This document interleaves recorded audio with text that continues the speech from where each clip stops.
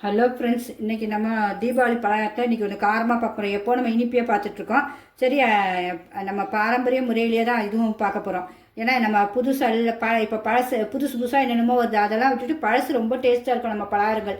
எனக்கெல்லாம் எங்கள் அம்மாங்கெல்லாம் முன்னாடி கொடுப்பாங்க, அதெல்லாம் அவ்வளோ டேஸ்ட்டாக இருக்கும். அதனால் சரி பார்த்தேன், அதே செஞ்சிடலான்னு. ரிப்பன் பக்கடான்னு கேள்விப்பட்டிருப்பீங்க, ஓலை பக்கடான்னு சொல்லுவாங்க கிராம சைடில். உங்களுக்கு அந்த ரிப்பன் பக்கடா தான் செய்ய போகிறேன். அதுக்கு என்னென்ன தேவைன்னா, அரிசி மாவு 1 கப்பு, ஒரு 2 காஞ்ச மிளகாய், நீட்டு காஞ்ச மிளகாய் சரி, குண்டுனாலும் சரி உங்களுக்கு. அப்புறம் இப்போ ஒரே ஒரு இது காஷ்மீர் மிளகாய் எடுத்து வச்சுருக்கேன் கலருக்காக. ஏன்னா எல்லோரும் மிளகாத்தூள் போடுவாங்க இங்கெல்லாம். அப்போல்லாம் வந்து இதை வெந்நீரை நல்லா கொதிக்க வச்சு ஊற வச்சு அதை மிக்சியில் அரைப்பாங்களா. அதுவும் இந்த பூண்டை தோல் உரிச்சு மிக்சியில் அரைச்சி தான் இந்த ரிப்பன் பக்கடாவில் சேர்ப்பாங்களா. நானும் அதே மாதிரி தான் சேர்க்க போகிறேன். ஏன்னா சும்மா நம்ம மிளகாத்தூள்லாம் போட போது. அதுமாதிரி மஞ்சத்தூள் கொஞ்சம் வச்சுருக்கேன், எள்ளு உடம்புக்கு நல்லது பார்த்தீங்களா, அதுவும் வச்சுருக்கேன். எல்லாமே நமக்கு கடலை மாவும் வீட்டில் அரைச்சி தான். உப்பு தேவைக்கேற்பக்காக எடுத்து வச்சுருக்கேன். உப்பும் கல் உப்பு வறுத்து தான் அரைச்சி தான் வைப்பேன். கல் உப்பை வாங்கி நல்லா வறுத்து அரைச்சி வச்சுருப்பேன். என் வீடியோஸ் பார்த்தா உங்களுக்கு தெரியும். ஏன்னா நமக்கு ஹெல்த்தியாக சாப்பிட்றது, ஹெல்த்தியாக இருக்கிறதுக்காக தான் மெயின், வேறு ஒன்றும் இல்லை. அப்புறம் கடலை மாவும் இப்படி நம்ம வீட்டில் தான் வாங்கி அரைச்சி வச்சுருக்கேன் உங்களுக்கு. இதுலேயே ஓமம், பெருங்காயம் எல்லாமே போட்டு அரைச்சிடுவேன். உங்களுக்கு பக்குவமாக போட்டு அரைச்சிடும், அவ்வளோ ஒரு வாசனை இருக்கும். இனிமேல் இப்போ முடிய போது திருப்பி அரைச்சி வச்சுருவேன் இதை உங்களுக்கு. அதேமாதிரி இந்த நம்ம அரிசி மாவு 1 கப்பு மாதிரி இந்த கடலை மாவு 1 கப்பு இருக்கணும். அது நம்ம இந்த ரிப்பன் பக்கடாக்கு. அதனால் அதையும் பார்த்துருவோம், ஒன்று ஒன்றா அப்படியே செய்யும்போது பார்த்துருவோம். உங்களுக்கு அதே அளவுள்ள அதனால் காட்டணும். இந்த அரிசி மாவு 1 கப்பு எடுத்திருக்கேன். இப்போ இந்த கடலை மாவையும் 1 கப்பு எடுத்துருவோம். கரெக்டாக இவ்வளோ தான் இருக்குது. இனிமேல் நம்ம நல்ல மீதி இவ்வளோ இருக்குது. ஆனால் இந்த அளவு தான் கரெக்டாக போடணும், அவ்வளோதான். உங்களுக்கு போட்டாச்சு. அடுத்து இதுக்கு தேவையான உப்பு போட்டுருவோம். சுவைக்கு ஏற்ப உப்பு. நான் இந்த கையிலே தான் எடுத்துருக்கேன். எனக்கு அந்த கை அளவே கரெக்டாக தெரியும். அதனால் சரி அப்படியே எடுத்தாச்சு. ஏன்னா உப்பு வந்து சுவை கரெக்டாக இருந்தால் தான் எந்த பலகாரமே நமக்கு டேஸ்ட் கொடுக்கும். அப்புறமேட்டு வந்து நம்ம இந்த பாரம்பரியமாக செய்யணும்னு சொல்லியிருக்கேன். அதனால் இந்த மிளகாய் வந்து நல்லா கொதிக்க வச்சு, காஷ்மீர் மிளகாய் 1, காஞ்ச மிளகாய் 2 நல்லா ஊற வச்சுருக்கேன். இந்த தண்ணி வேஸ்ட் பண்ண வேணாம், நம்ம இது கூடயே போட்டு அரைக்கலாம், இல்லை இதுலேயே போட்டு பிசையலாம். அப்புறம் பூண்டு பள்ளி இந்த 10 பள்ளி இது உரிச்சு வச்சுருக்க பாருங்கள், என்ன அழகாக. இதையும் போட்டு தான் நல்லா மிக்சியில் சூப்பராக நைஸாக அரைச்சிடுவோம் உங்களுக்கு. அதனால தான் இதையும் எடுத்துட்டு காட்டிட்டு தோல் உரிச்சு வச்சுருக்கேன். அதனால தான் அதை அப்படியே காட்டிட்டேன். இந்த மஞ்சத்தூளும் எள்ளையும் இதிலே போட்டுருவோம். இதில் வந்து நம்ம ஒரு 2 ஸ்பூன் எண்ணெய் சூடு பண்ணி ஊற்றணும் இதில். ஏன்னா இந்த மொறுமுறுப்புக்காக நம்ம டால்டா சேர்க்க போகிறது இல்லை. நெய் வேணால் நெய் நீங்கள் சேர்க்கலாம். நான் வந்து நெய்க்கு பதில் இன்றைக்கி எண்ணெய் சேர்க்க போகிறேன். ஏன்னா எண்ணெய் அந்த மொறுமுறுப்பு கொஞ்சம் டேஸ்ட் இருக்கும், வேறு ஒன்றும் இல்லை உங்களுக்கு. நம்ம இப்போ வந்து இந்த மிளகாவையும் பூண்டையும் அரைச்சிட்டு வந்துடுவோம். இப்போ அரைச்சிடுவோம்.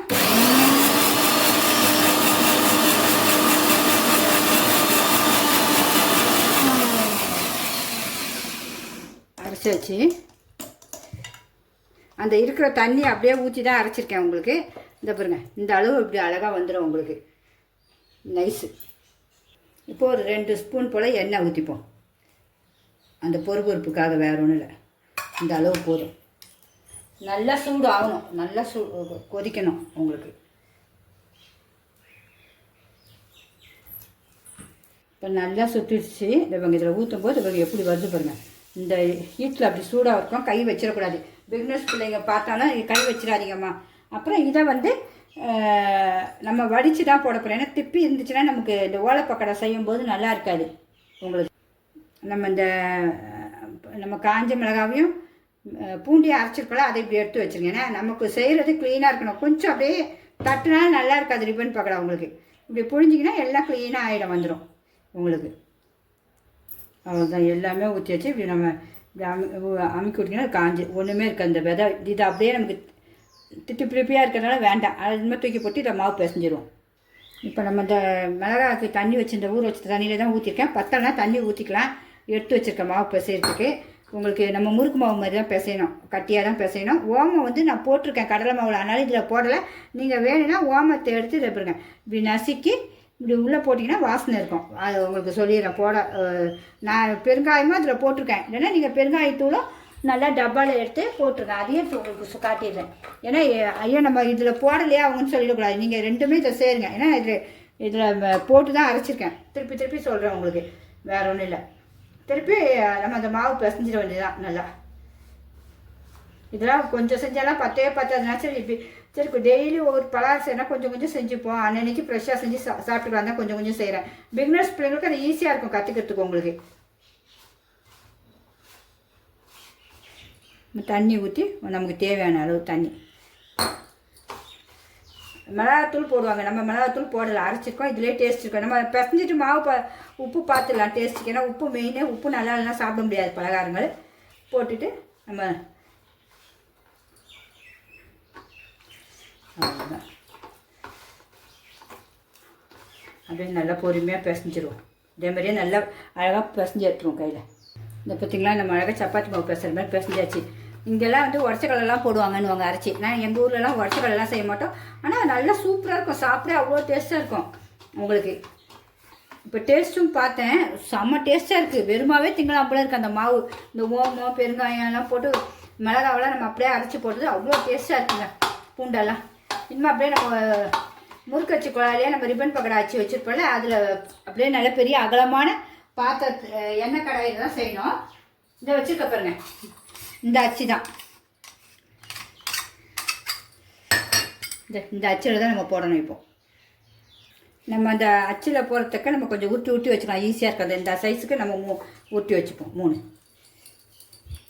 ஏன்னா அப்படியே உள்ளே போட்டுடலாம். நம்ம அந்த டைம் திருப்பி தண்ணி நம்ம கை வைக்க தேவை, கழுவிட்டு அப்படியே வச்சிடலாம். இந்த 3 வச்சாச்சு. இனிமேல் நம்ம போய் ஸ்டவ் பற்ற வச்சுருவோம்.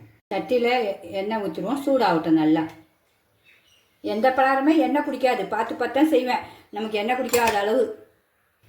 இப்போ மாவு எடுத்து வச்சுருக்கேன். இதுங்க இந்த மாவை நம்ம இந்த முறுக்கு வச்சுக்குள்ளே போட்டாச்சு. போட்டுட்டு அழுத்திட வேண்டியதான். அழுத்திட்டு இப்படி வச்சுட்டு நம்ம புளியணும், தண்ணி இல்லாமல். இது ஃபுல்லாக பெருசாகவே புளிஞ்சு வச்சுக்கலாம். அப்புறம் உடச்சி விட்டுக்கலாம். உங்களுக்கு வேண்டிய அளவு புளிஞ்சிட்டு அப்படியே வச்சிடும். 2 செகண்டில் வெந்துடும். வெந்தோடனே மாற்றி போடணும். ஓரளவு வெந்திருக்கு, மாற்றி போடுறேன். இது எடுத்தாலே அழகாக வந்துடும் மொத்தம் ஒன்றா. அவ்வளோதான். இன்னும் வேகும். வெந்தோடனே நல்லா கொஞ்சம் கலர் மாறினோடனே எடுத்துடணும். இப்போயே பார்க்க அழகாக ஆகிடுச்சு பாருங்கள் ரிப்பன் பக்கடா.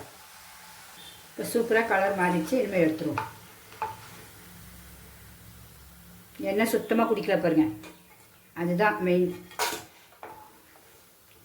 பொறுப்போ சூப்பராக இருக்கும் அந்த உங்களுக்கு. இந்த மாதிரி எல்லாத்தையுமே போட்டு எடுத்துருவோம் மொத்தமாக நம்ம ஒன்று ஒன்றையா. நம்ம பெரிய கடாயினா ஈஸியாக இருக்கும். இப்போ நமக்கு பெரிய கடாய் தான் வச்சுருக்கோம் போதும். ஏன்னா எண்ணெய் நம்ம வந்து திருப்பி யூஸ் பண்ண வேண்டாம். அதனால் இந்த எண்ணெயை ஊற்றிட்டு அப்படியே இது இருக்கிற அளவுக்கு பொரிச்சு எடுத்துருவோம். என்னுடைய சமையல் கண்டிப்பாக பிடிச்சிட்டா ஒரு லைக் பண்ணுங்கள். சப்ஸ்கிரிப்ஷன் பண்ணாதவங்க கண்டிப்பாக பண்ணிடுங்க. உங்களுக்கு பிடிச்சிருக்கு என்னுடைய சமையல் தெரிஞ்சால் பண்ணுங்கள் கண்டிப்பாக. ஓகே ஃப்ரெண்ட்ஸ், நமக்கு வெந்தோடனே இப்படி கலரை வந்து அடங்கிடும். எண்ணெய் கொதிப்பு வந்து கொஞ்சம் அடங்கிடும் நமக்கு. அப்போ நம்ம அப்படியே எடுத்துடலாம். அப்புறம் நம்ம இப்படி மொத்தமாக எடுத்துகிட்டு அப்படியே உடச்சி விட்டுக்கலாம். பார்க்க எவ்வளோ அழகாக இருப்பாருங்க. 10 நிமிஷத்தில் வேலை ஆகிடும். சுவையும் அவ்வளோ டேஸ்ட்டாக இருக்கும். நம்ம அடுத்த சட்டியும் போட்டுருவோம். இப்படி எல்லாத்தையும் போட்டுட்டு நம்ம சுவையை பார்த்துருவோம்.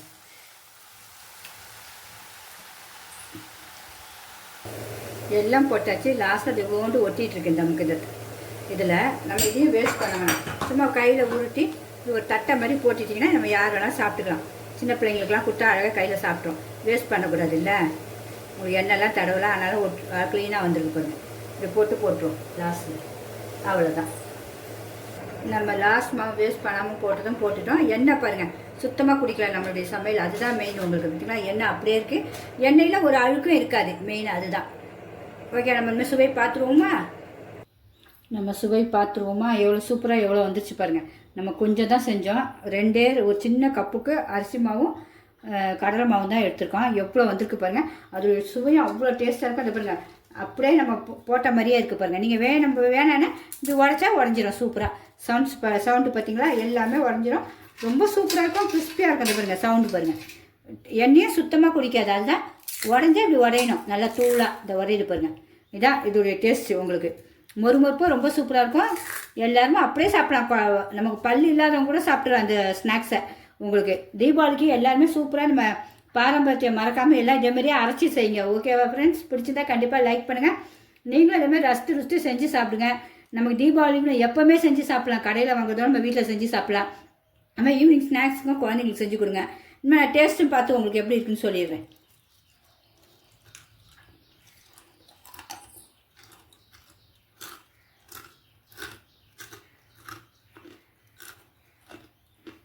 அப்பா அப்பா அப்பா ஸோ பேசுறதுக்கே வாயே வரலங்க. அவ்வளோ ஒரு டேஸ்ட்டில் அப்படியே மயக்கத்தில் இருக்க அந்த டேஸ்ட்டில்.